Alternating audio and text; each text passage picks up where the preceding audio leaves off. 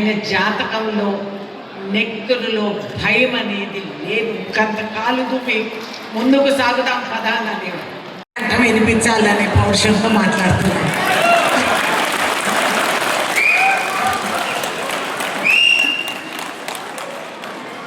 అసలు మనం ఎవరు వారసులు అనేది ఒకసారి గుర్తు తెచ్చుకోవాలి.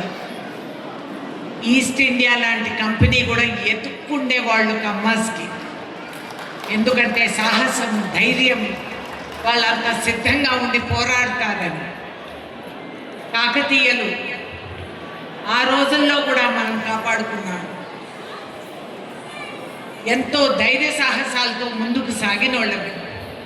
ఇవాళ ఏదో మాకు ధైర్యం ఉంది, నాకుందని ఎవరో అనుకుంటారు.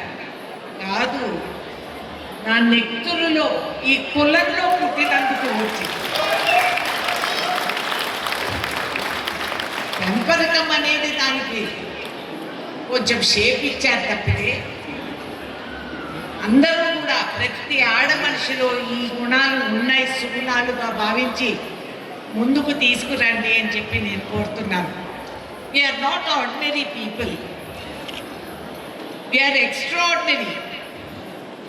ఎన్ని కులాల్ని మనం పోషించి, నా చిన్నప్పుడు నేను ఢిల్లీ కాన్వెంట్ స్కూల్లో చదువుకుంటూ సెలవులకి ఇంటికి వస్తుంటే నేను అన్ని నాగుల్లంక, బొబ్బర్లంక, అత్తిలి అన్నీ తిరిగాను. వల్లకట్టల పైన వెళ్ళాను, త్యాగలు కాల్చుకొని తిన్నాను, ఎంతో సరదా పడ్డాను. నా ఊరు, ఈ బంగారు భూమి పండించిన పంటలు, ఇవన్నీ చూడగలిగే భాగ్యం నాకు కలిసింది.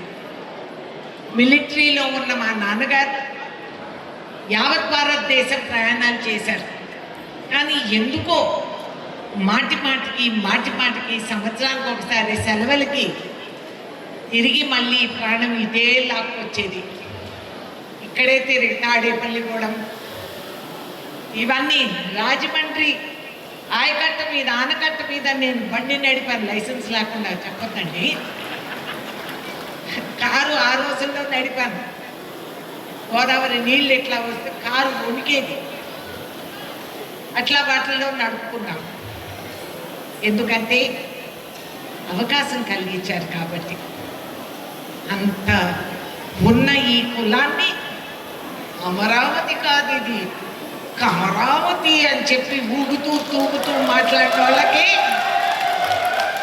సత్తా ఉంటే పెట్టు పేరని ఛాలెంజ్ చేశాము. అవును, కమరావతి ఇది హక్కు, ఇప్పుడుది కాదు. గత చరిత్రలో ఈ ఆంధ్ర రాష్ట్రంలో, ఆ రోజుల్లో ఉమ్మడి రాష్ట్రం, పునాదులేసింది కమ్మవారు. చదువులో, సినిమాలో, మీడియాలో, అన్నిట్లో, ముఖ్యంగా అగ్రికల్చర్లో ముందడుగు వేసిన వాళ్ళం మనం. ఇవాళ నేను ట్రాక్టర్ దున్నటం ఏమంత గొప్ప కాదు. 13 ఏళ్ల వయసులోనే ట్రాక్టర్ నడిపాను, మా తాతగారు నేర్పించారు.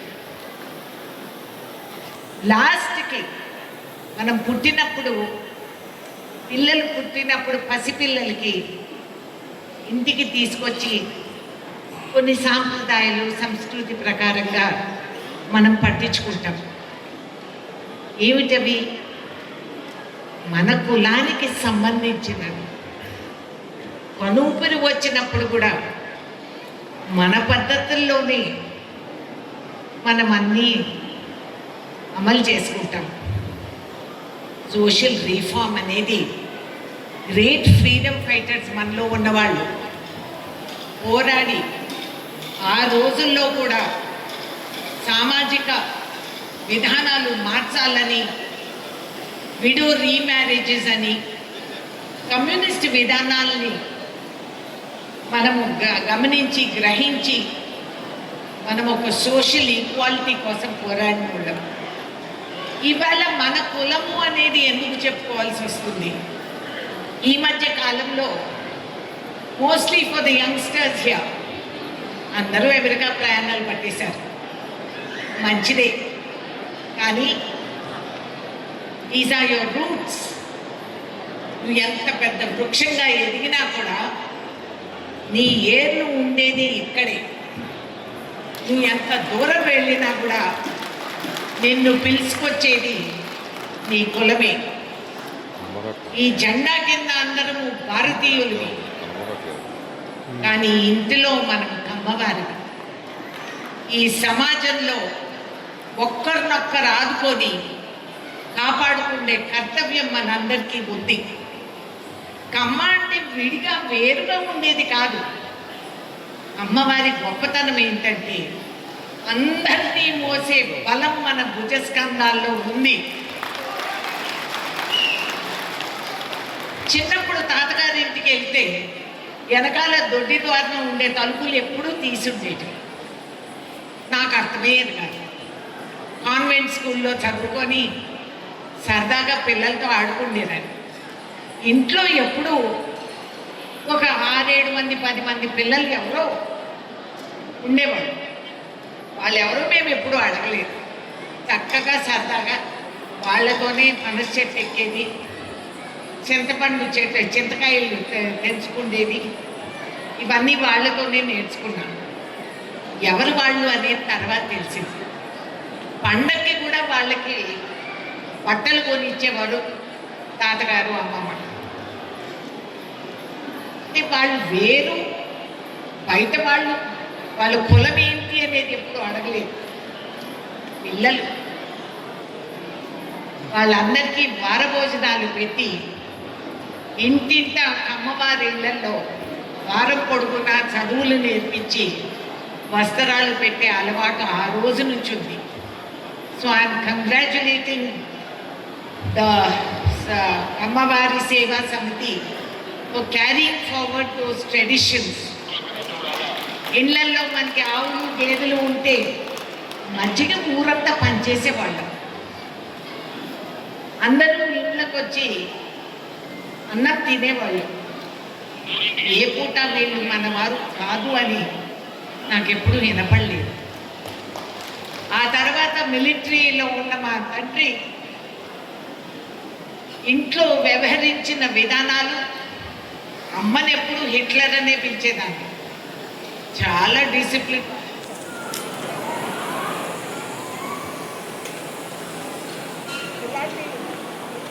ఎప్పుడు వస్తూ ఉంటాయి. హలో హలో ఇలాంటి ఇంటరప్షన్స్ లైఫ్లో కమ్యూనిటీకి వస్తూ ఉంటాయి. మొన్నటి వరకు మన గవర్నమెంట్, ఇంతకుముందు గవర్నమెంట్ ఉండిందే ఇలాంటి పనులే. అవసరానికి కరెంటు లేకుండా చేసేవాడు. ఏం పర్లేదు, ఓర్పు సహనంతో అందరూ ఆ రోజు ఓటేసి వచ్చారు. ఖమ్మం నుంచి నేను తిరిగి వెళుతూ ఉంటే కొన్ని వేల సంఖ్యలో కార్లు హైవే మీద ఉన్నాయి. అందరూ చూసి చేతులు ఊపి ఫోటోలు దిగి, ఒక్క టీ దుకాణం కూడా ఖాళీగా లేకుండా ఉండింది. అందరూ ఓటేసుకొని తిరిగి వెళ్తూ ఏళ్ళు చూపించారు, మేడం ఓటేసుకొని వచ్చామని. ఆ రోజే చెప్పా జోష్యం, గవర్నమెంట్ పోయింది వాళ్ళదని. రాజకీయాలు ఏదైనా ఇందాక మండవ గారు చెప్పినట్టు మనోళ్ళు మనం మెల్లమెల్లగా అంచెలంచెలుగా మన గ్రౌండ్ అంతా వదిలేస్తున్నాం.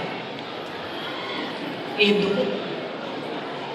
అందరికీ మనం పెట్టి కుక్కి నెక్కి వాళ్ళు వచ్చి తొక్కితే మనం ఎందుకు ఊరుకుంటున్నాం? ఎవరెవరో క్యాండిడేట్స్కి మనం డబ్బులు ఇస్తాం, పోషిస్తాం, పెంచుకుంటాం. ఎన్నికలప్పుడు అందరూ మంచి మాటలు చెప్పారు. వాస్తవాలు ఏంటి అనేది మనం గ్రహించుకోవాలి. మనకి రిప్రజెంటేషన్, రాజ్యాంగం ఇచ్చిన హక్కు ఎవరో పెట్టే భిక్షం కాదు. ఆ హక్కు నెరవేర్చుకోవాలంటే మన కుటుంబాల నుంచి మన పిల్లలకి వాళ్ళందరినీ కూడా పెంచి, నేను నా పిల్లల్ని రాజకీయాల్లోకి తాకలేదు, రాజకీయ వారసత్వం నేను అడగను, కానీ మిగతా వాళ్ళందరూ కూడా ముందుకు రావాలి. మన అనేది ఏమిటి అనేది నిరూపించుకోవాలి, సాధించాలి. And this great race we also have Buddhist influence మన జీన్స్లో, మన డిఎన్ఏలో. అందుకే ఈ ఓర్పు సహనం మనం చూపిస్తాం. We practice this. బట్ రెండు, ద మిలిటెంట్ నాన్ వైలెన్స్ ఏదైతే మహాత్మా గాంధీ మనకి నేర్పించారు, ఎవడో వచ్చి ఛాతీ లంపకాయ వేస్తే ఇంకొక బొక్క మనం చూపెట్టం, చెయ్యి ఆపగలిగే శక్తి మన చేతుల్లో ఉంది అనేది నిరూపించుకుందాం. ఈ విధంగా ఈ కమ్యూనిటీని ఇంకా డెవలప్ చేస్తూ, పోయినసారి ఎన్నికల సందర్భంలో కూడా అందరినీ ఢిల్లీ వరకు తీసుకెళ్ళాను, సీట్లు కేటాయించాలి అని అడిగాను. ఈ కులం కేవలం ఒక పార్టీకే సంబంధించిందని అంటారు. Non sense. మనం లేకపోతే సగం మంది సీట్లు అన్నీ క్షౌరం అవుతాయనేది అందరికీ తెలుసు. అది మనం మంచితనం, అంతేగాని బలహీనత కాదు. నందమూరి తారక రామారావు గారు నాకు రాజకీయ రంగ ప్రవేశం చేసి నా పునాది వేసేవారు. ఆనాడులోనే నన్ను ఎంతో గారాబంగా చూసుకున్నారు. బహుశా ఆయన సొంత పిల్లల్ని ఎప్పుడు అట్లా చూడలేదు. ఆయన ధైర్య సాహసాలు మా మీద దాళ్ళు చేసేవారు. భయంకర రాజకీయాలు ఆ రోజుల్లో. ఆయన జాతకంలో నెక్కుడులో భయం అనేది లేదు. కంత కాలు దుమ్మి ముందుకు సాగుదాం పదా అనేవారు. ఒకసారి ఒక మీటింగ్, బహిరంగ మీటింగ్లో రాళ్ళు పడుతున్నాయి. అమ్మ రాళ్ళు పడుతున్నాయి అన్నారు.